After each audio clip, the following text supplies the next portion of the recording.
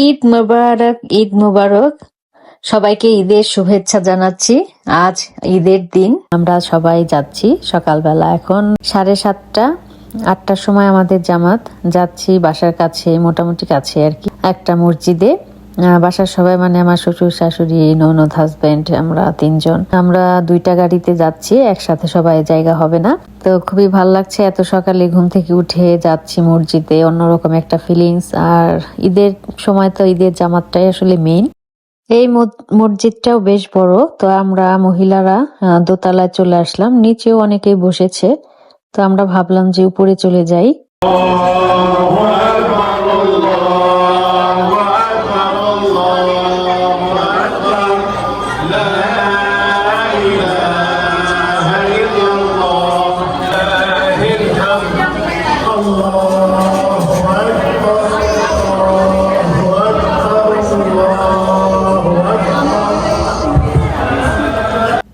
এটা হচ্ছে আর রহমান মসজিদের নাম।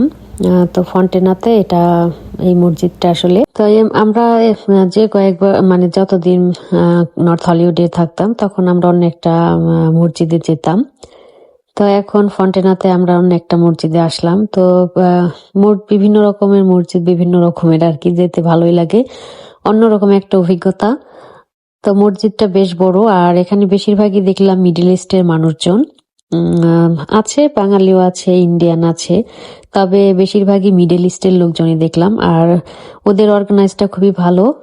পাশে একটা বড় জায়গা ছিল, সেখানে আর কি পার্কিং এর ব্যবস্থা রেখেছে, ভলেন্টারি খুব ভালো একটা ব্যবস্থা ছিল, খুব ভালো লাগছিল। আর অর্গানাইজ যারা করেছে তাদের দেখে মনে হলো তারা অন্য দেশে। আর এখানে কিন্তু বেশিরভাগ মানে সব মসজিদেই, আমি আগে যে নর্থ হলিউড মসজিদে যেতাম সেখানেও দেখেছি যে নামাজের পরে একটা ওরা খাবারের ব্যবস্থা করে, স্ন্যাক্স টাইপের কোনো খাবার সেগুলা দেয়। তো ভালো লাগে, বাচ্চারা থাকে। তো আমরাও এই যে লাইন ধরে স্ন্যাক্স গুলা নেওয়ার জন্য লাইন ধরেছি। ডোনাট ছিল, তারপরে অন্য দেশের একটা খাবার ছিল। তো ভালো লাগছিল আর কি, যে মসজিদে আসলেই একটা বিষয় দেখা যায়, বিভিন্ন রকমের মানুষ দেখা যায়, বিভিন্ন দেশের বিভিন্ন। আর এই দেশে মসজিদ গুলাতে পুরুষের পাশাপাশি কিন্তু মহিলাদেরও সুন্দর একটা ব্যবস্থা থাকে, এটা সকল মসজিদেই থাকে। আর মসজিদ গুলা বেশিরভাগই দেখলাম যে দোতলা। তো দোতলাতে হয় কি, দোতলায় ওই মেয়েদের একটা ব্যবস্থা থাকে, নিচতলাতে ছেলেদের। আর এই মসজিদে কিন্তু বাইরেও বেশ বসার জায়গা রেখেছিল, যদি জায়গা না হয় তারা বাইরে বসে নামাজ পড়তে পারবে।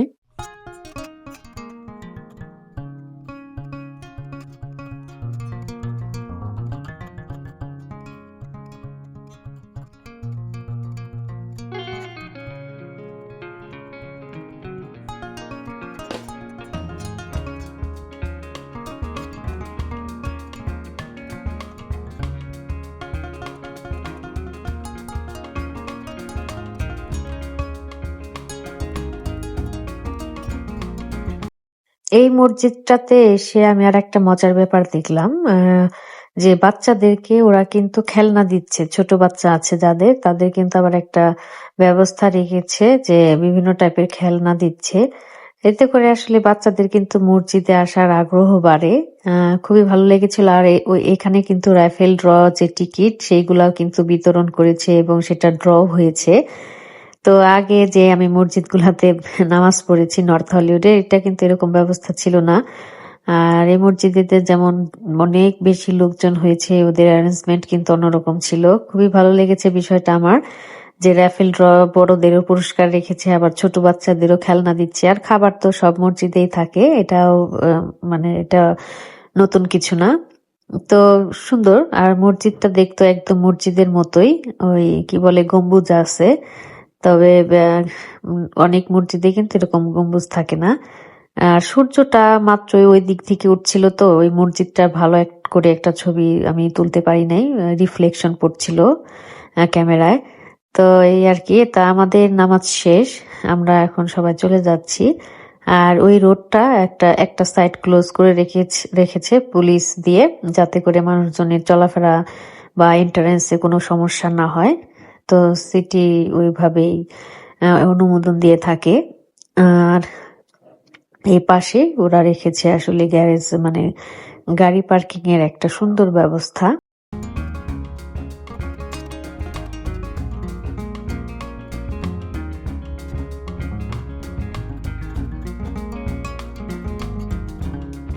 মসজিদের পাশে এই পুরো মাঠের মতো খালি জায়গাটা হয়তোবা কারো প্রপার্টি সম্ভবত। মসজিদ হয়তোবা একদিনের জন্য কোনো ব্যবস্থা করেছে সবাই যাতে গাড়ি পার্ক করতে পারে এখানে। তাছাড়া তো অনেক সমস্যা, এত মানুষের গাড়ি পার্কিং করবে কোথায়, তো রাস্তায় তো পার্ক করা যাবে না। তো এই জন্য হয়তোবা এই সিস্টেমটা রেখেছে। একদম নিয়ম শৃঙ্খলার মধ্যে ছিল, খুবই ভালো। মানে যেটা বেশি গ্যাদারিং জায়গায় তো এক্সপেক্ট করা যায় না, কিন্তু এখানে খুবই সুন্দর একটা সিস্টেম ছিল। এই দেশে আসলে বেশি গ্যাদারিং, যে বেশি মানুষজন হয় সেই সব জায়গায় কিন্তু সিস্টেম অনেক সুন্দর থাকে।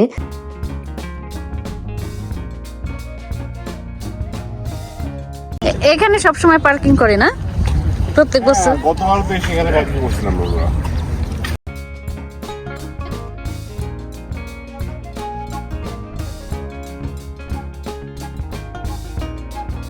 এখন যেহেতু বসন্তকাল চলছে তো ফুল ফুটছে সব জায়গায়। আর ক্যালিফোর্নিয়া তো টোটালি ডিফারেন্ট, মানে সবসময় তো সবুজ থাকেই। তার মধ্যে এই যে দেখতে পাচ্ছেন কি সুন্দর ফুল ফুটেছে। জরাজীর্ণ একটা বাসায় কোনো যত্ন নেই, অবহেলিত একটা গাছ, কিন্তু সুন্দর ফুল ফুটে আছে। তাই সে তার শোভাবর্ধন করছে, খুবই ভালো লাগছিল দেখে। আর এই ফুল গাছের যে কয়েকটা কালার, সবগুলি কালারই ক্যালিফোর্নিয়াতে আসলে দেখা যায়। রাস্তায় রাস্তায় অনেক ফুল গাছ দেখতে পেলাম, মানে পুরো পাহাড়গুলো সবুজ হয়ে গেছে। সকালে নামাজ পড়ে এসে খাওয়া দাওয়া করলাম। আমার শাশুড়ি খিচুড়ি, গরুর মাংস, তারপর রোস্ট পোলাও রান্না করেছে। তো সেগুলা খাবার দাবার পর তো আমরা আজকেই বিকেলে চলে যাচ্ছি লাস ভেগাস আমাদের বাসাতে।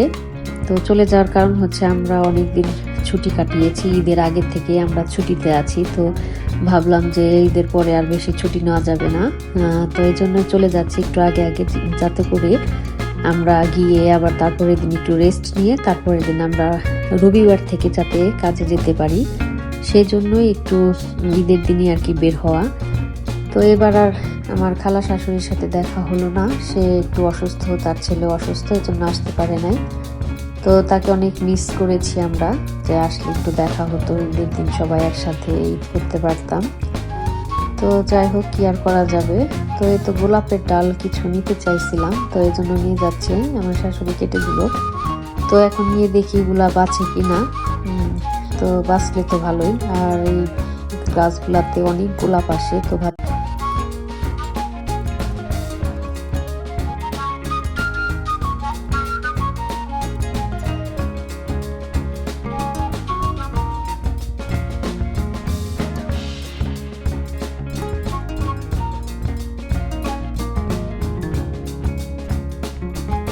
আমাদের গাড়ির পেছনে মোটেও জায়গা নেই, অনেক কিছু আমরা বাজার সদাই করেছি। নর্থ হলিউড থেকে, মানে বাংলা দোকানগুলোতে গিয়েছিলাম। তো গাড়ির পেছনে সামনে সব জায়গায় অনেক মালপত্র ভর্তি। তো আর কি, তো আস্তে আস্তে আমরা এখন রওনা দিচ্ছি। এখন বিকেল প্রায় বাজে 5টার মতো বাজে। তো 5:30টার সময় আমরা রওনা হলাম। তো রাস্তায় ট্রাফিক কিছুটা হবে, কিন্তু তারপরেও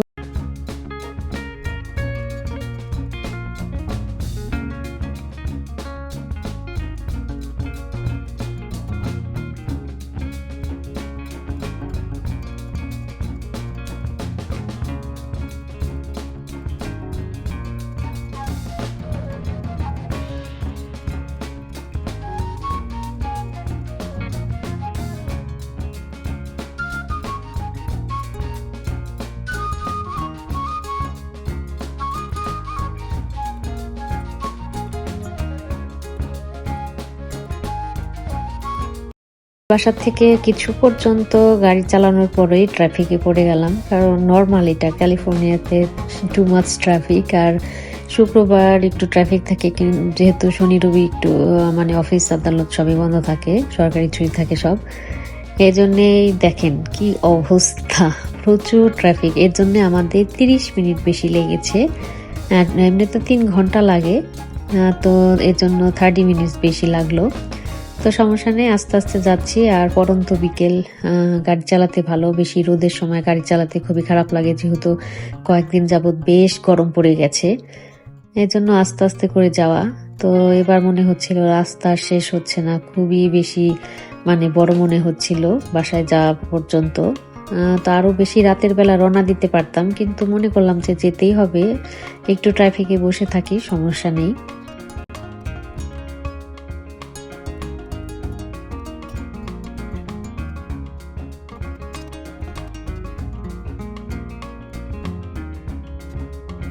তো অনেক দূর আসার পর আমরা একটা গ্যাস স্টেশনে একটু থামলাম, একটু হাঁটাহাঁটি করলাম, একটু গ্যাস দিলাম, একটু বাথরুমে গেলাম।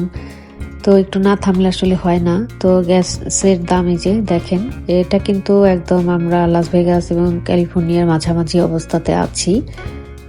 তো এই তো গ্যাসের দাম এরকম চলছে। ভেগাস আর একটু কম, 2-1 পয়সা কিংবা $1 কম, কিন্তু এখানে এই যে এরকম এক একটার এক এক দাম, 89, 91, 87, বিভিন্ন টাইপের গ্যাসের দাম বিভিন্ন রকম।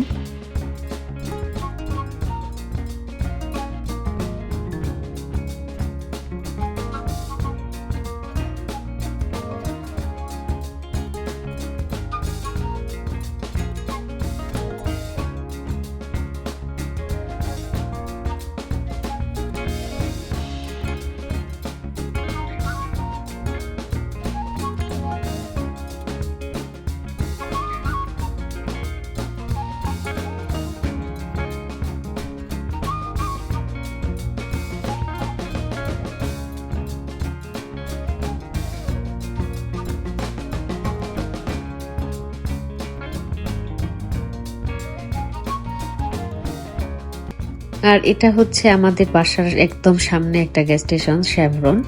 এটাতে দেখেন 499 অলরেডি, কারণ আমরা ক্যালিফোর্নিয়াতে যাওয়ার আগে যে গ্যাস ভরেছিলাম তখন কিন্তু 489 ছিল, এখন আসার পরে 499। আমি বলেছিলাম তখন যে $5 হয়ে যাবে। অবশেষে বাসায় আসলাম, এত সময় লাগলো আজকে আসতে। নে এটা টেবিল উপরে রাখ, আপাতত আর মালপত্র আছে এক এক করে নিতে হবে ঘরে। ঘরে লাইট টাইট জ্বালাই দাও, টায়ার্ড হয়ে গেছি ঘরে, মানে গাড়িতে বসে থাকতে থাকতে। গাছপালা কি ঠিকঠাক আছে?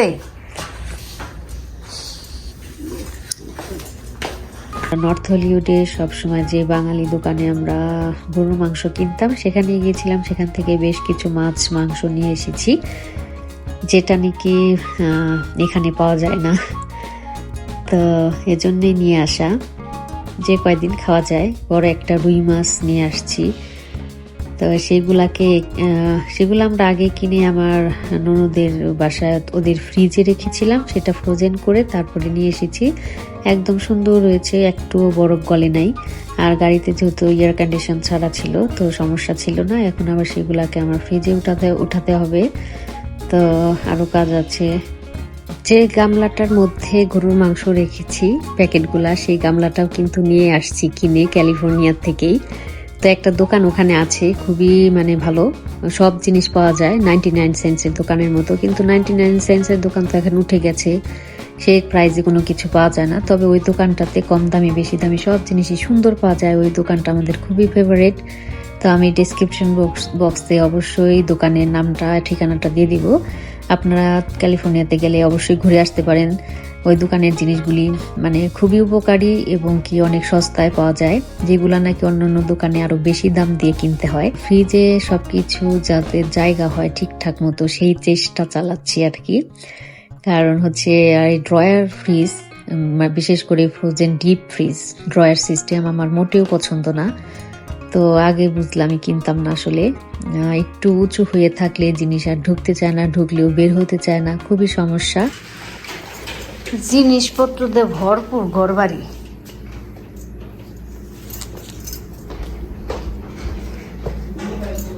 আসতেছে, দাঁড়াও। আমার এই গাছটা যে সুন্দর ছিল, আইসা দেখি একদম মারা যাওয়ার মতো অবস্থা। তাড়াতাড়ি করে পানি দিলাম।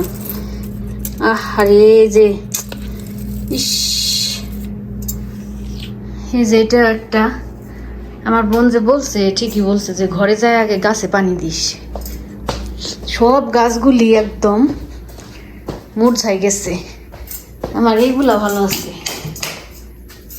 এই যে গামলার গুলা আরো বড় হয়েছে, গামলার গুলা পানি ছিল যে সব সময়, এটা অনেক উপকারী। এটা আপনারা কেউ কোথাও গেলে এরকম করে দিয়ে রেখে যেতে পারেন। অনেক পানি ছিল, সব পানি খেয়ে ফেলছে একদম, সব টপগুলা। মাশাআল্লাহ অনেক হেলদি হয়েছে। বাইরের গুলা দেখে এখন কি অবস্থা। ঘরের ইনডোর প্ল্যান্ট গুলিতে তো আমি পানি দিয়ে গেছিলাম, বাইরের গুলির কি অবস্থা। এই যে এই তো, আরে পুঁইশাক গুলি মরে গেছে গা। এত 2 দিন যাবত যে গরম রোদ আর পড়ছে, বাঁচার তো কথাই। শ্রী গাছটা কি সুন্দর লাগতেছে, আল্লাহ। আজকের মতো এখানে বিদায় নিচ্ছি, দেখা হবে অন্য কোনো ভিডিওতে অন্য কোনো সময়। ভালো থাকবেন সবাই।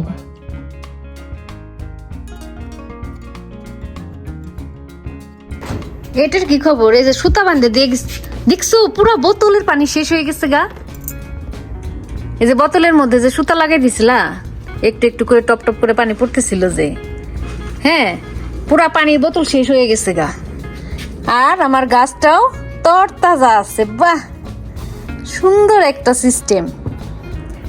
এই যে সুতা দিয়ে একটু একটু করে, এই যে এটার মধ্যে তো পানি পড়তেছিল, আল্লাহ এটা যদি এই গাছটার গোড়ায় দিয়ে যাইতাম কত সুন্দর হতো না। এটা গোড়া থেকে পানি পড়ছে, এই যে কাগজটা ভিজে গেছে পুরা। না আমি তো মনে করছি এটার মধ্যে পড়তেছিল না। বাহ সুন্দর তো। এটা এখন এখান দিয়ে রাখি, এটা দিয়ে ঠিকই পড়তেছিল পানি। এই যে বোতলে পানি দিয়ে রাখছো, টপ টপ টপ টপ করে এক ফোঁটা এক ফোঁটা করে পড়তেছিল।